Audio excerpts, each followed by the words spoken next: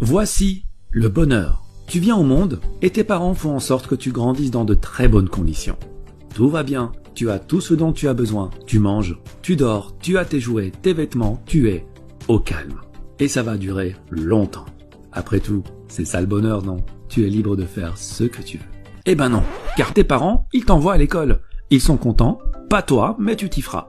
Tu te lèves donc chaque jour à 6h30 pour arriver à l'heure. Tu suis les cours pendant 7 heures, on te donne des devoirs, tu étudies pour passer des examens. Et chaque semaine, tu reçois une récompense pour tes efforts, le week-end. Ce processus se répète tous les jours, toutes les semaines, tous les mois pendant 20 ans, en estimant que tu ne redoubles pas et que tu finisses à l'université. Après tout ce temps, tu as ton diplôme. Tu deviens la fierté de tes parents, de tes professeurs, de tes amis, car on t'a toujours dit qu'avoir un diplôme était synonyme de réussite. Ça y est, tu as enfin réussi. Tu peux désormais te reposer et faire tout ce dont tu as envie durant le reste de tes jours.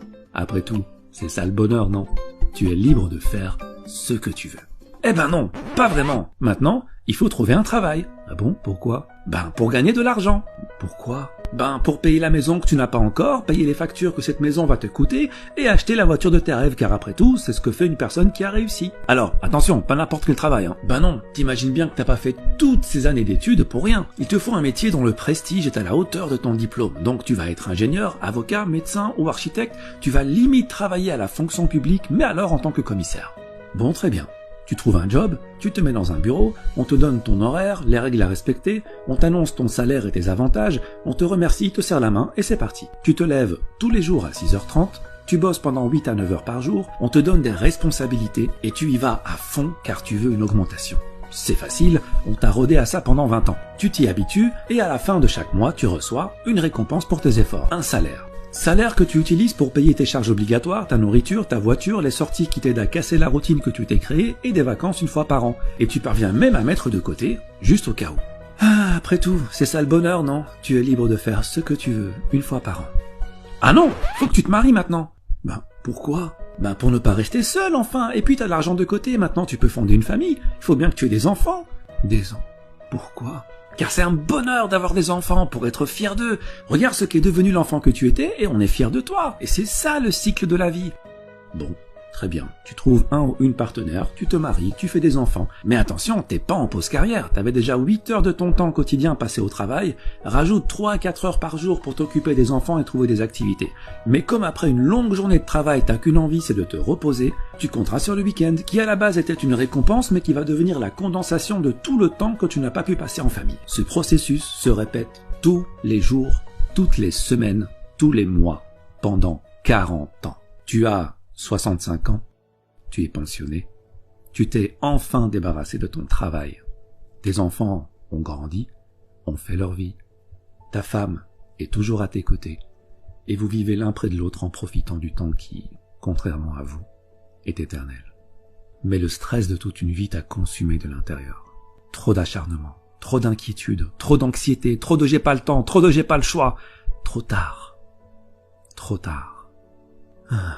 Après tout, c'est ça le bonheur, non? Tu es libre de faire ce que tu veux maintenant. Oui. Maintenant, oui. Tu vois, cette vie-là, c'est un peu comme l'âne et la carotte. L'âne avance pour manger la carotte. Mais lorsqu'il avance, la carotte avance aussi, ce qui le fait avancer davantage, repoussant toujours plus loin l'objectif de son bonheur. Ce stratagème est orchestré par celui qui le monte et dans son unique intérêt, avec, au bout tout de même, une petite récompense pour l'âne afin qu'il ne se décourage pas. Une petite analogie est nécessaire pour comprendre plus en profondeur. Dans cette situation, qu'est-ce qui fait avancer l'âne? Premièrement, le besoin. Mais pas n'importe quel besoin, le besoin créé par la personne qui le monte.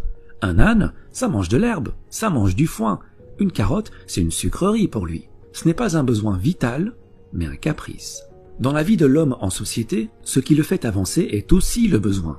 Le besoin de consommation dont la nécessité n'est pas vitale, mais a été induite par l'éducation, la publicité et les médias.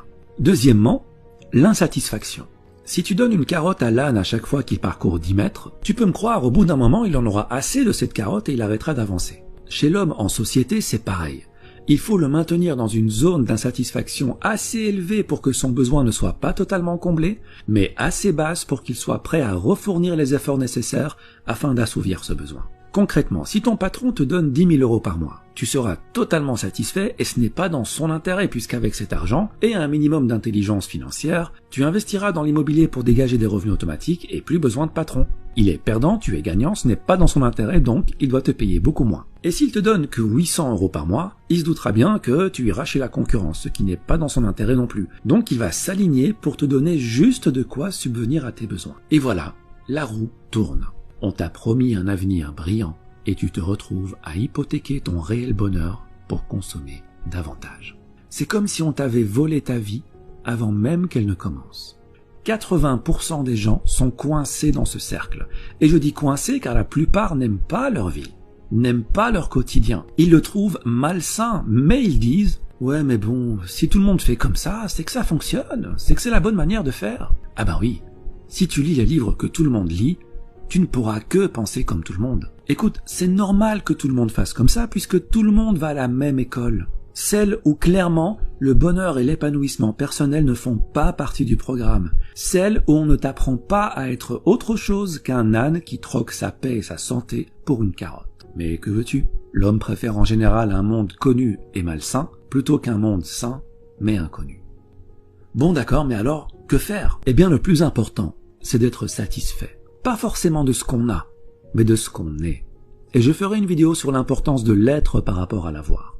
En gros, si tu fais partie de ces 20% de gens qui sont heureux dans leur métro, boulot, dodo et qui, pour rien au monde, ne changeraient leurs habitudes, c'est bingo, tu as compris la vie et je souhaite de tout cœur que le bonheur que tu ressens se perpétue.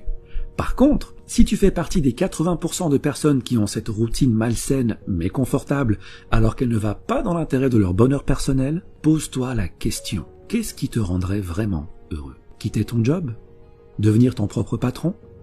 Vivre au soleil? Passer du temps en famille? Avoir une meilleure santé? Une fois que tu as trouvé ton pourquoi, une fois que tu as trouvé ce qui te rendrait plus épanoui, et j'insiste sur ton épanouissement, pas celui de tes parents, pas celui de tes professeurs, pas celui de ton patron, tu vas mettre toutes les chances de ton côté pour devenir cette personne. Car rappelle-toi que dans la vie, tu as le choix. Tu peux choisir de rester à accumuler 7 ans de ta vie devant la télé, car oui, à raison de 2h30 par jour sur 65 ans de vie, t'arrives à 7 ans. Tu peux aussi choisir de rester 15 ans à faire défiler les stories sur ton téléphone, comme tu peux choisir d'utiliser ce temps à te perfectionner dans ce que tu veux être. On dit que 50 heures de pratique dans un nouveau domaine peut déjà produire d'excellents résultats. Il faut jusqu'à 50 000 heures de pratique pour devenir un maître en la matière qui peut changer le monde. Mais en moyenne, 500 heures de pratique te permettront largement d'acquérir une nouvelle compétence, de la maîtriser et de pouvoir l'enseigner. Cela représente 13 semaines à raison de 38 heures par semaine, ce qui fait à peu près 3 mois et demi à plein temps. Si en 3 mois et demi, tu peux acquérir une nouvelle compétence et la maîtriser, combien pourrais-tu en acquérir sur 40 ans de carrière? Et des compétences, des opportunités, des champs de carottes, t'en as à la pelle. Donc voilà ce que tu vas faire. Tu vas arrêter la procrastination, car le temps passe vite et un jour arrivera où il n'y aura plus de lendemain. Tu vas sortir des rangs et marcher sur le chemin le moins fréquenté. Ton chemin, pas celui des autres. Celui qui te rend libre, celui que tu as choisi pour toi. Tu seras seul, c'est normal. Tu perdras le soutien de certains, c'est normal. Mais tu seras enfin ce que tu as toujours voulu être. Tu suivras enfin cette petite voix à l'intérieur de toi qui t'a toujours appelé en vain et que tu as enfin décidé d'écouter. Et c'est ça le bonheur. Être notre véritable nous, tout simplement. Il y a un temps de vie qui t'est donné dès la naissance. La question n'est pas combien de temps. Ça, personne ne le sait. La question est comment tu utilises ce temps. C'est ça qui va déterminer ton bonheur. Repère ce que tu veux devenir, crois en ce que tu veux devenir et agis pour le devenir. Il ne faut pas oublier que bien que le temps soit immortel, toi, tu ne l'es pas. Alors utilise-le sagement et marche sur le chemin qui te convient le mieux. Merci et à bientôt.